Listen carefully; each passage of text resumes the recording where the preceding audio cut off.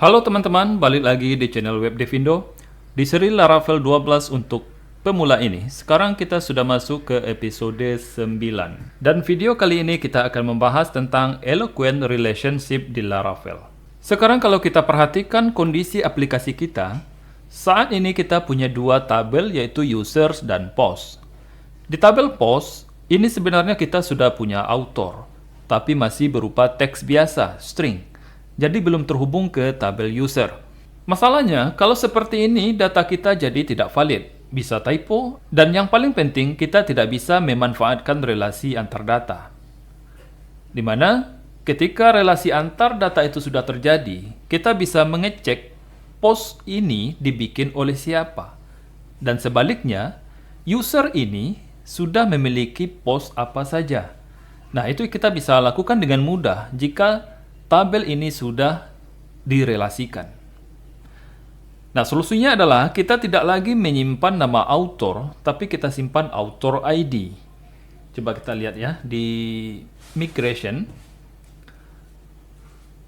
Kita masuk ke database, migration, lalu pilih create post table.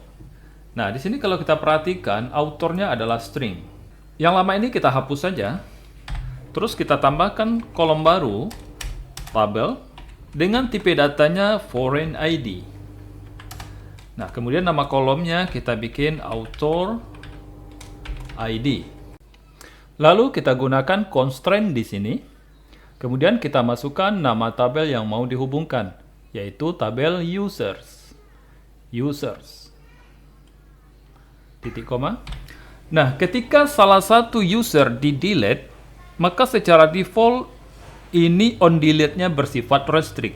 Di mana kalau kita hapus data user, maka akan muncul sebuah warning bahwa user ini memiliki post. Maka harus di-delete dulu postnya, baru user ini bisa di-delete. Nah, tapi kalau kita mau ketika user ini di-delete, lalu semua datanya itu ikut terhapus, kita bisa tambahkan di sini cascade on delete.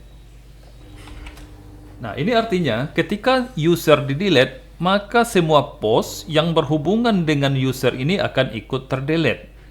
Artinya, data kita di database menjadi bersih, tidak ada data yang orphan ya. Di mana postnya ada tapi usernya tidak diketahui atau sudah undefined. Nah, ini dengan cascade on delete, database kita jadi lebih rapi. Sekarang coba kita refresh database-nya. Kita jalankan php artisan migrate fresh. Kita enter. Nah, itu tabel yang lama dihapus, kemudian dibikinkan tabel yang baru dengan format yang baru. Sekarang mari kita buka database kita di php myadmin. Kalau kita cek di Laravel block post, tadi kita sudah menambahkan relasinya ya.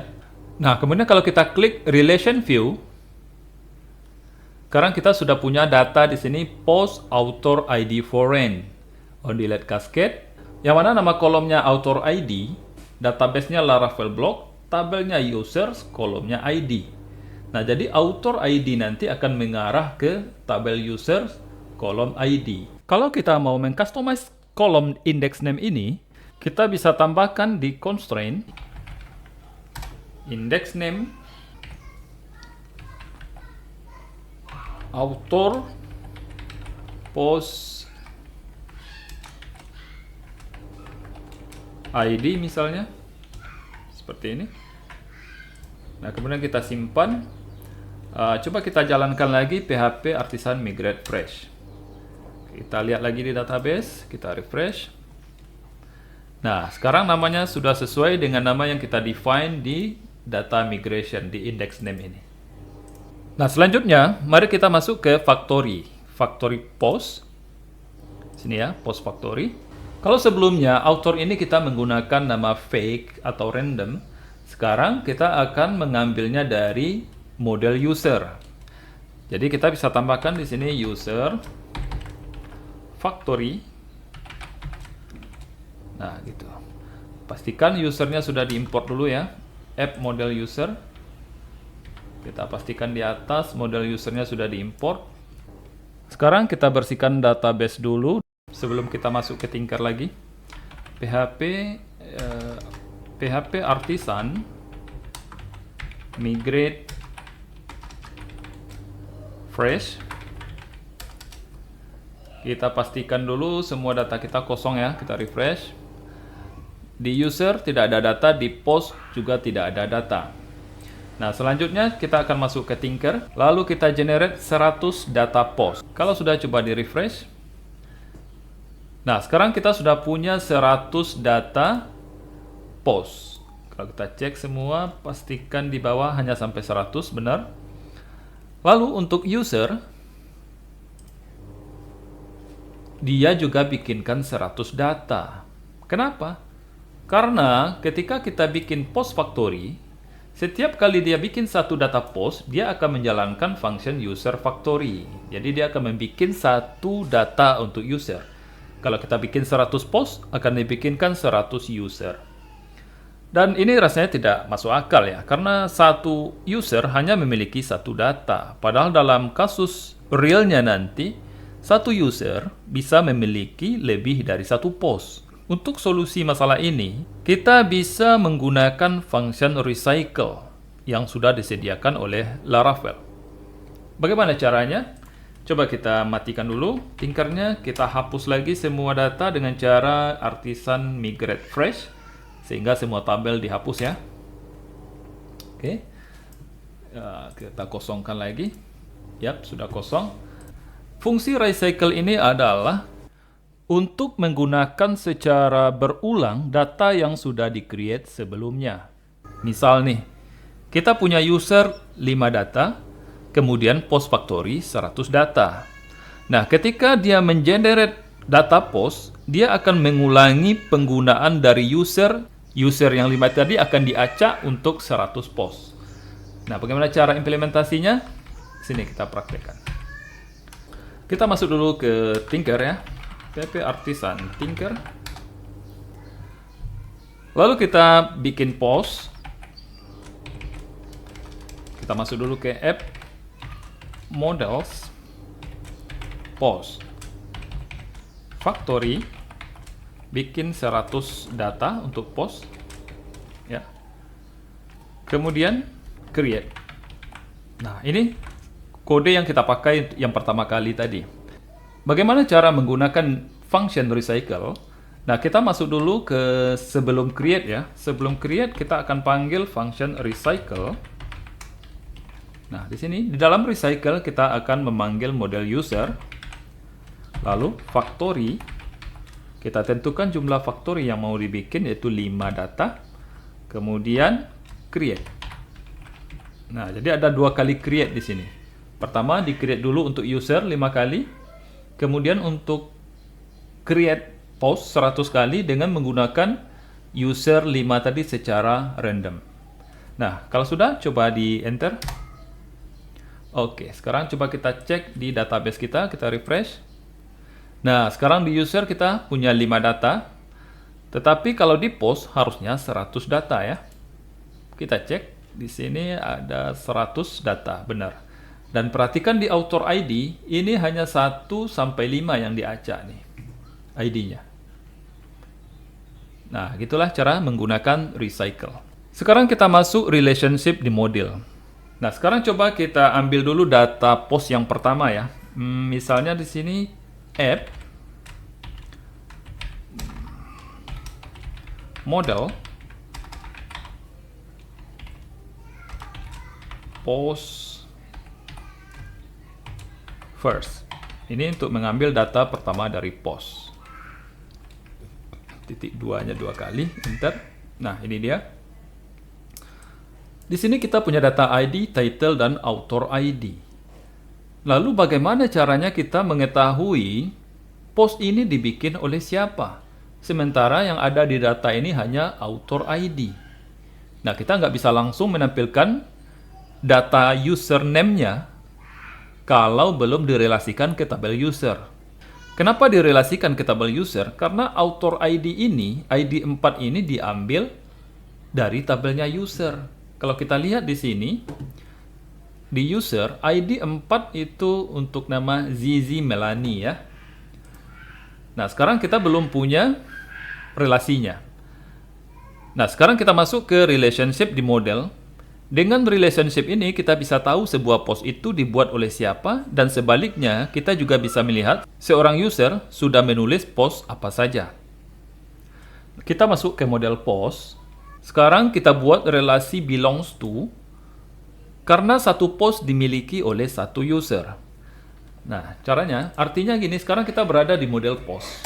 Jadi, post ini miliknya satu user. Nah, kalau miliknya satu user, itu menggunakan relasi belongs to. Sekarang kita bikin dulu public function author. Nah, jadi namanya ini bebas ya.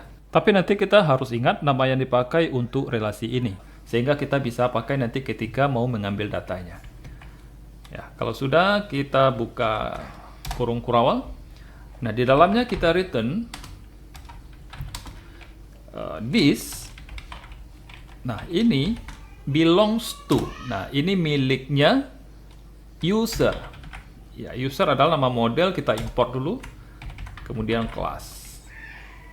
Kalau sudah, titik koma, save. Pastikan modelnya sudah diimport di atas ya. Nah, sekarang coba kita jalankan dulu Tinker. Kita matikan dulu Tinker yang sedang jalan ini. PHP Artisan Tinker. Nah, kemudian kita panah atas saja, kita ambil data pertama. Ini kita simpan ke dalam variabel post. Nah, ini ya.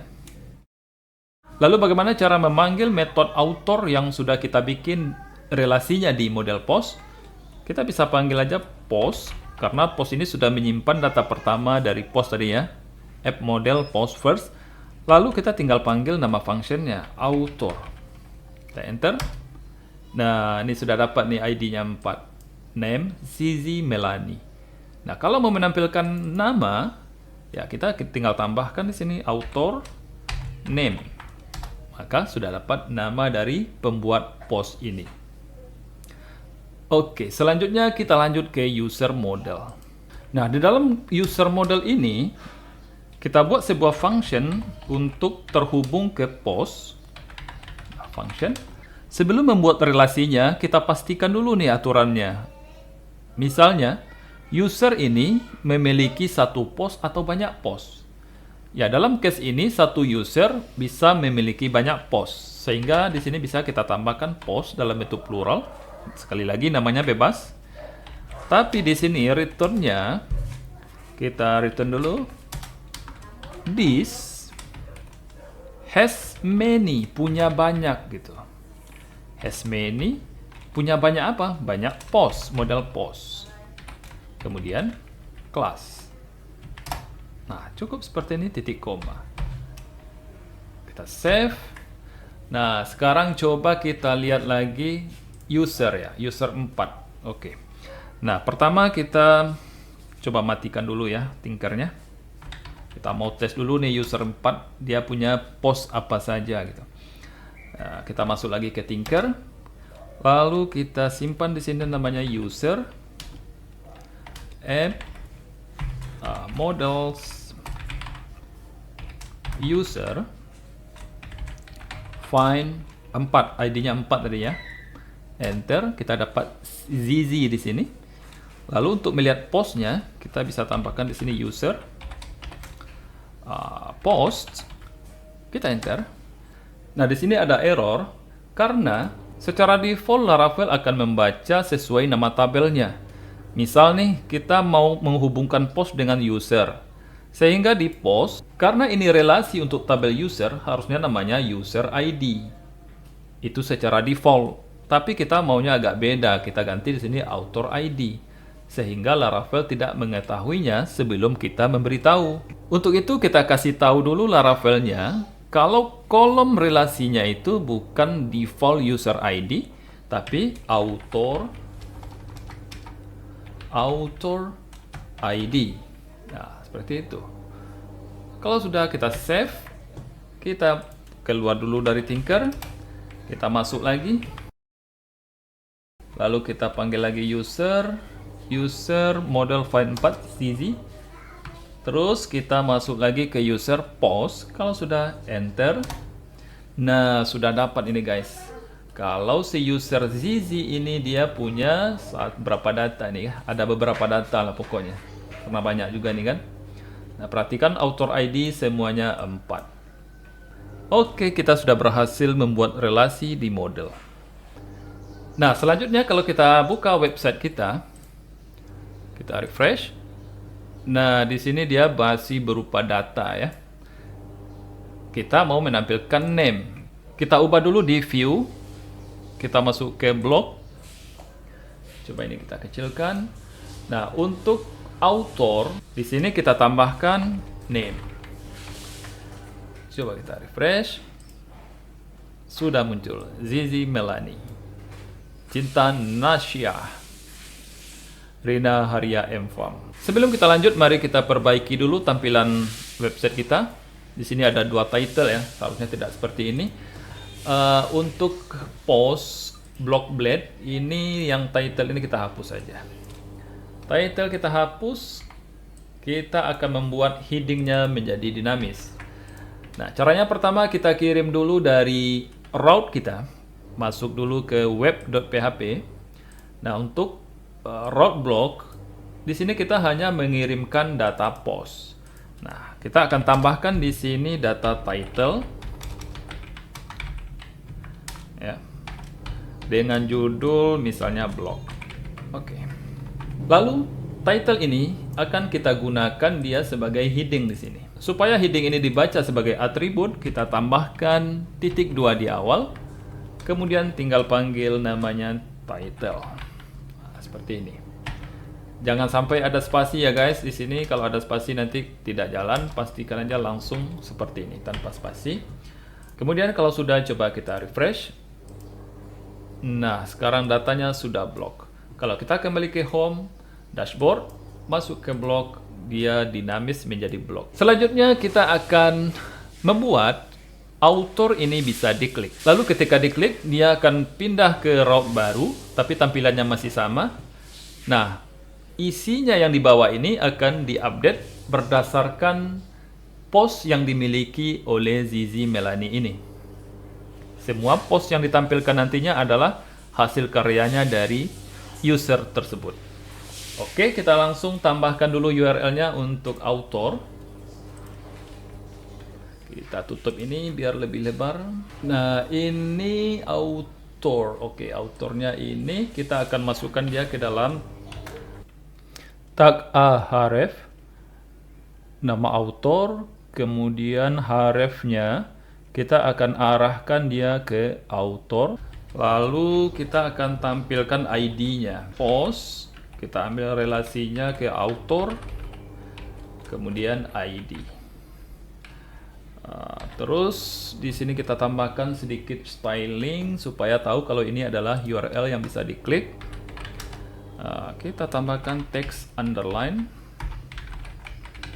Ya, coba kita refresh. Perhatikan di kiri bawah itu sudah muncul ya author ID-nya 4. Terus yang cinta ini author ID-nya 5. Yang ini ID-nya 1. Oke. Tapi stylingnya belum kelihatan ya teks underline-nya. Apakah kita salah di sini menambahkan? Oke, teks blue 500. Coba kita refresh. Nah, benar, tapi underline-nya belum masuk. Mungkin langsung underline. Ya, benar underline. Coba kita refresh. Oke, dia sudah ada underline-nya sekarang. Jadi kita tahu bahwa ini bisa diklik. Nah, ketika diklik, kita belum punya route-nya. Untuk itu kita bikin dulu route-nya ya. Kita masuk ke web.php. Di sini kita tambahkan route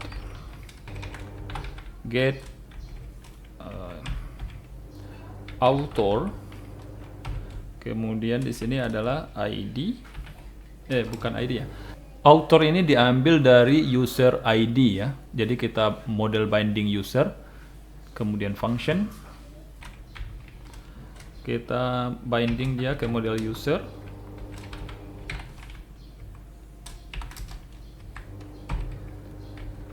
Lalu kita return view, kita ambil dari view-nya blog ya. Blog dengan mengirimkan data user, data user di sini kita kasih user, kemudian ada title-nya ini mungkin ini ya, post by. Nah, di sini kita akan gabungkan dengan username ya, nama usernya, username. Ini kita import dulu add model user, titik koma jangan lupa. Kalau sudah simpan. Nah, selanjutnya coba kita refresh dulu yang ini. Error variable post, undefined variable post. Oke. Di sini kita harus menggunakan post karena kita menggunakan template yang sudah ada sebelumnya, di mana ketika looping dia menggunakan variable post. Kemudian di sini coba kita refresh. Nah, ini dia post by Zizi Melani. Kalau kita perhatikan data yang ditampilkan semuanya adalah dari Zizi Melani. Kita kembali ke blog. Dia jadi blog. Kita mau dari Rina Haria M Farm. Kita klik. Nah, ini post by Rina Haria M Farm. Nah, perhatikan di sini autornya semua dari Rina Haria. Oke, berhasil ya. Nah, sebenarnya ini bukan best practice untuk menampilkan data ya, karena ini adalah lazy loading. Nah, untuk data yang sedikit mungkin tidak akan masalah, tapi nantinya kalau datanya sudah banyak, itu akan berpengaruh kepada performance. Nah, kita akan bahas itu nanti di video-video berikutnya. Oke, saya rasa cukup itu dulu untuk video kali ini. Selanjutnya, untuk video yang akan datang, kita akan menambahkan kategori untuk setiap post ini. Tapi kalau teman-teman mau coba latihan dulu, silakan untuk semakin memahami apa yang sudah kita pelajari hari ini. Oke teman-teman, semoga bisa membantu kalian memahami cara menghubungkan data dengan lebih baik. Dan silakan dicoba langsung di project kalian. Terima kasih, sampai jumpa di video selanjutnya.